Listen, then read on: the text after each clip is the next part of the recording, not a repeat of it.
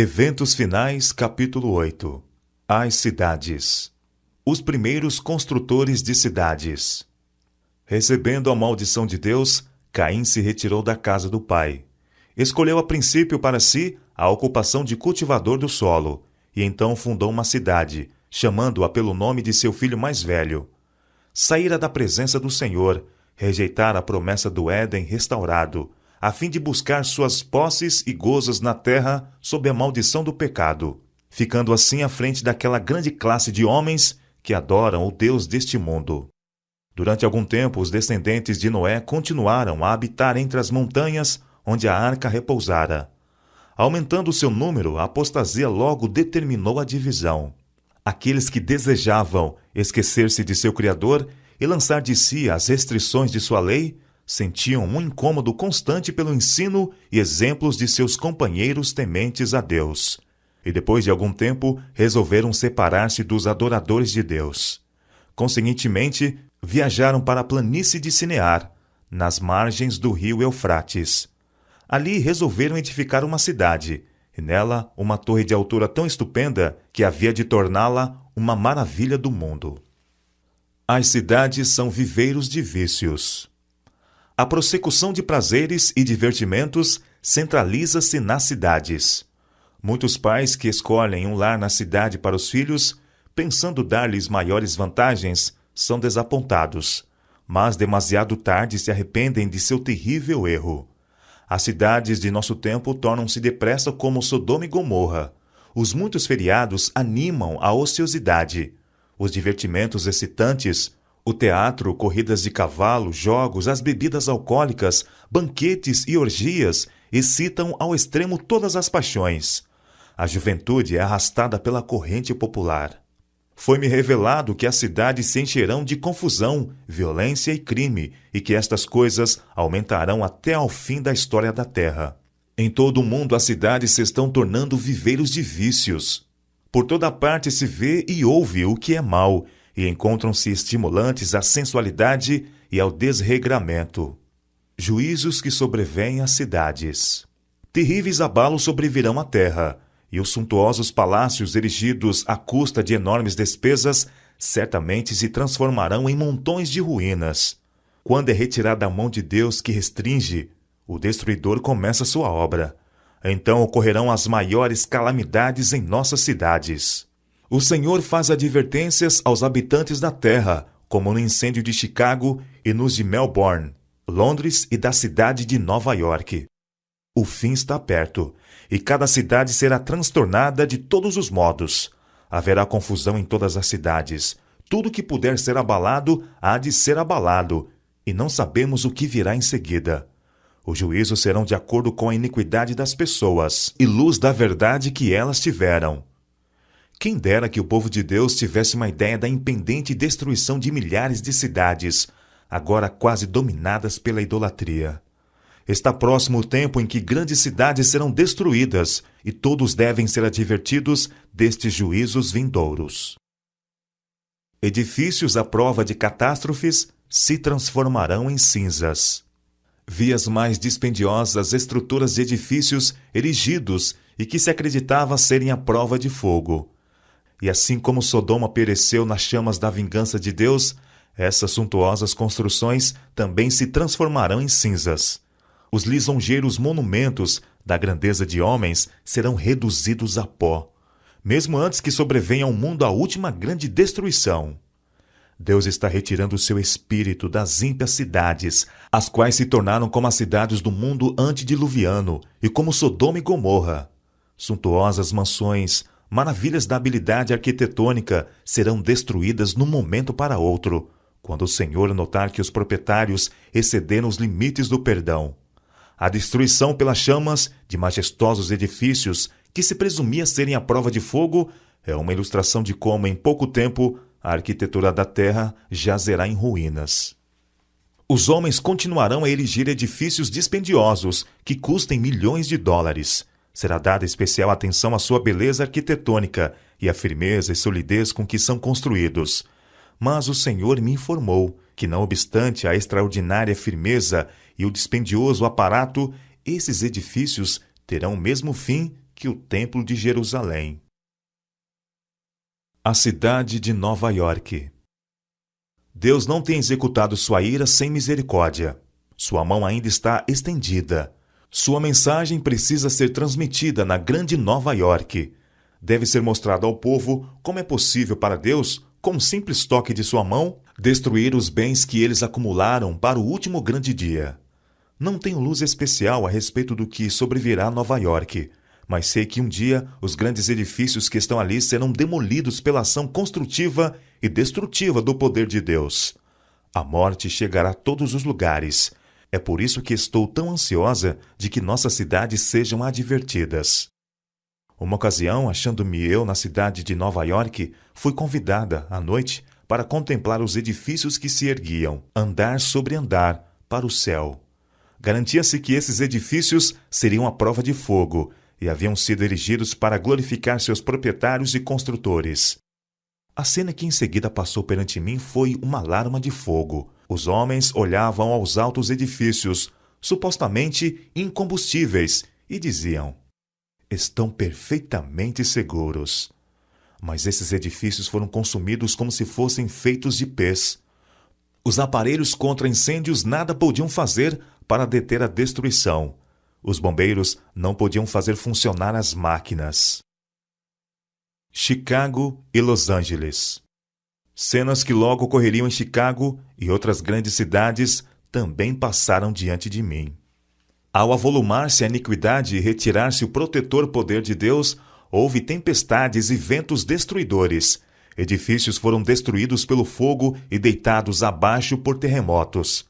Algum tempo depois disso, foi-me mostrado que a visão dos edifícios em Chicago e o ônus sobre os recursos de nosso povo para erigi-los e sua destruição era uma lição prática para o nosso povo, advertindo-os de que não deviam investir amplamente seus recursos em propriedades na cidade de Chicago ou em alguma outra cidade, a não ser que a providência divina abrisse o caminho e indicasse claramente o dever de construir ou comprar, por ser necessário a transmissão da mensagem de advertência. Foi feita uma admoestação similar no tocante ao ato de construir em Los Angeles. Reiteradas vezes tenho sido avisada de que não devemos aplicar recursos na construção de edifícios dispendiosos nas cidades. São Francisco e Oakland. São Francisco e Oakland estão se tornando como Sodoma e Gomorra, e o Senhor irá puni-las. Não vai longe o tempo em que elas sofrerão os seus juízos. O terrível terremoto que sobreveio a São Francisco será seguido de outras manifestações do poder de Deus. Sua lei tem sido transgredida. As cidades tornaram-se poluídas pelo pecado. Estudai a história de Nínive. Deus enviou uma mensagem especial a essa cidade iníqua por intermédio de Jonas. Muitas mensagens como a sua seriam transmitidas em nossa época, se as cidades iníquas se arrependessem como Nínive. Mesmo nas cidades em que os juízos de Deus têm caído em consequência dessa transgressão, não há sinais de arrependimento. Os bares ainda estão abertos e muitas tentações são mantidas diante do povo. Outras cidades iníquas. Ao nos aproximarmos do fim da história terrestre, as cenas da calamidade de São Francisco hão de repetir-se em outros lugares. Estas coisas me infundem um ar muito solene, pois sei que o dia do juízo está precisamente diante de nós. Os juízos que já ocorreram constituem uma advertência, mas não o fim da punição que sobrevirá às cidades iníquas. Estas cenas logo serão presenciadas assim como foram claramente descritas. Apresento estas maravilhosas declarações das Escrituras para a consideração de todos. As profecias relatadas no Antigo Testamento são a palavra do Senhor para os últimos dias e cumprir-se-ão com tanta certeza como vimos a desolação de São Francisco.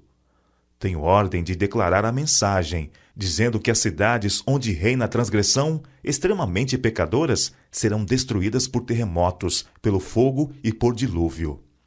Todas as advertências de Cristo acerca dos eventos que ocorrerão perto do fim da história terrestre estão agora se cumprindo em nossas grandes cidades. Deus está permitindo que estas coisas sejam trazidas à luz para que as possa ler até quem passa correndo. A cidade de São Francisco é uma amostra do que o mundo inteiro está se tornando. O pernicioso suborno, a malversão de recursos, as transações fraudulentas entre os homens que têm autoridade para soltar os culpados e condenar os inocentes, toda essa iniquidade está enchendo outras grandes cidades da terra e tornando o mundo como ele era nos dias que precederam o dilúvio. Os sindicatos nas cidades. Satanás está ativamente em operação em nossas cidades populosas. Sua obra é observada na confusão, na luta e discórdia entre o capital e o trabalho, bem como na hipocrisia que penetrou nas igrejas. A concupiscência da carne, a soberba dos olhos, a ostentação do egoísmo, o abuso do poder, a crueldade e a força empregados para fazer com que os homens se liguem às confederações e uniões, atando-se a si mesmos em molhos para a queima dos grandes fogos dos últimos dias, tudo isso é operação de instrumentos satânicos. Os ímpios estão sendo atados em feixes, atados em trustes, em sindicatos, em confederações. Não devemos ter nada que ver com essas organizações. Deus é nosso soberano, o nosso governador, e Ele nos convida a sair e separar-nos do mundo. Retirai-vos do meio deles, separai-vos, diz o Senhor, não toqueis em coisas impuras. Se recusarmos fazer isso, se continuarmos a nos vincular ao mundo e a encarar toda a questão de um ponto de vista mundano, tornar-nos-emos como o mundo. Quando métodos e ideias mundanos governam nossas transações, não podemos colocar-nos sobre a elevada e santa plataforma da verdade eterna. Os sindicatos, uma fonte de perturbação para os adventistas. Os sindicatos serão um dos instrumentos que trarão sobre a terra um tempo de angústia, tal como nunca houve desde o princípio do mundo. Alguns homens combinarão segurar todos os meios que se possam obter em certos ramos de negócio. Formar-se-ão sindicatos, e os que a eles se recusam unir serão homens marcados. Por causa dessas uniões e confederações, logo será muito difícil nossas instituições levarem avante seu trabalho nas cidades. Minha advertência é: conservai-vos fora das cidades. Não edifiqueis sanatórios nas cidades. Bem depressa se aproxima o tempo em que o poder controlador dos sindicatos será muito opressivo. Nas cidades, muitos anseiam por luz e verdade. As cidades das nações serão tratadas rigorosamente. Contudo, não serão castigadas com a extrema indignação de Deus, porque algumas almas ainda se despregarão dos enganos do inimigo, arrepender-se-ão e se converterão. As trevas espirituais que cobrem o mundo inteiro estão se intensificando nos apinhados centros populacionais. É nas cidades das nações que os obreiros evangélicos encontram a maior impenitência e a maior necessidade. E nessas mesmas cidades, os ganhadores de almas deparam com algumas das maiores oportunidades. Em meio às multidões que não pensam em Deus e no céu, encontram-se muitos que almejam luz e pureza de coração. Até mesmo entre os descuidados e indiferentes, a atenção de não poucas pessoas pode ser atraída por uma revelação do amor de Deus pela alma humana. É preciso haver diligente esforço nas cidades. Como preparação para a vinda de Nosso Senhor, devemos realizar um amplo trabalho nas grandes cidades. Temos um solene testemunho a ser dado nesses grandes centros. A mensagem de advertência para este tempo não está sendo transmitida diligentemente no grande mundo comercial. Dia a dia, os centros de comércio estão repletos de homens e mulheres que necessitam da verdade para este tempo, mas não obtêm conhecimento para a salvação de seus preciosos princípios, porque não são envidados diligentemente e perseverantes esforços para alcançar esta classe de pessoas onde elas se encontram. A mensagem do terceiro anjo deve agora ser proclamada não só em países distantes, mas também em negligenciados lugares por perto, em que há multidões não advertidas e salvas. Nossas cidades em toda parte requerem diligente e sincero trabalho da parte dos servos de Deus. Nem todos podem deixar as cidades por enquanto. Sempre que possível, é dever dos pais estabelecer lares nos campos para os filhos. Conforme o tempo avança, cada vez mais terá nosso povo de sair das cidades. Durante anos temos recebido a instrução de que nossos irmãos e irmãs, e especialmente as famílias que têm filhos, devem fazer planos para abandonar as cidades, conforme diante deles se abra o caminho para fazê-lo. Muitos terão de trabalhar com empenho para ajudar a abrir o caminho.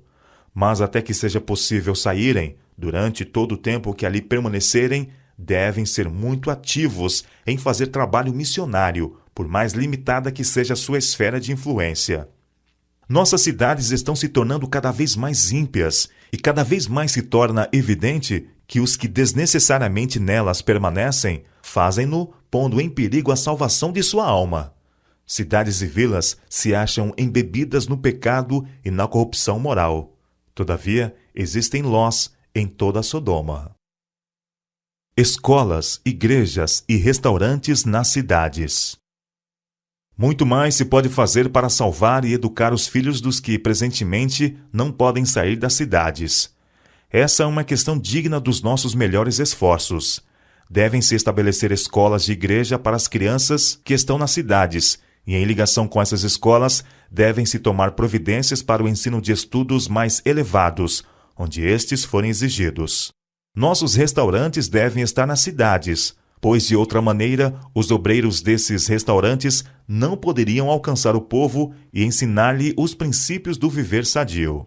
Repetidamente nos vem o Senhor instruindo que devemos fazer o trabalho nas cidades partindo de centros da periferia. Nessas cidades devemos ter casas de culto, como memoriais de Deus, mas as instituições para a publicação de nossa literatura, para a cura dos enfermos e para o preparo de obreiros devem ser estabelecidas fora das cidades.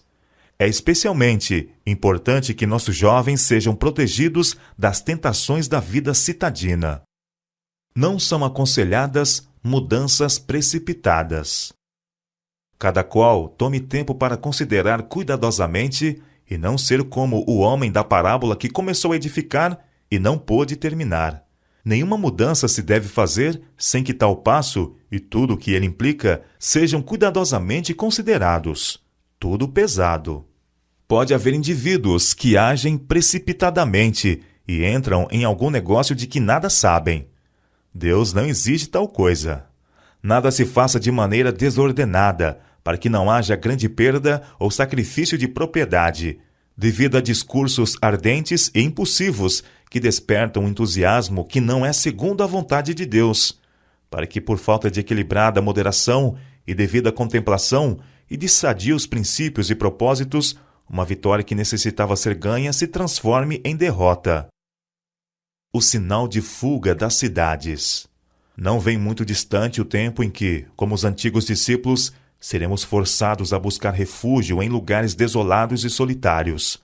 Como o cerco de Jerusalém pelos exércitos romanos era o sinal de fuga para os cristãos judeus, assim, o arrogar-se nossa nação o poder no decreto que torna obrigatório o dia de repouso papal será uma advertência para nós.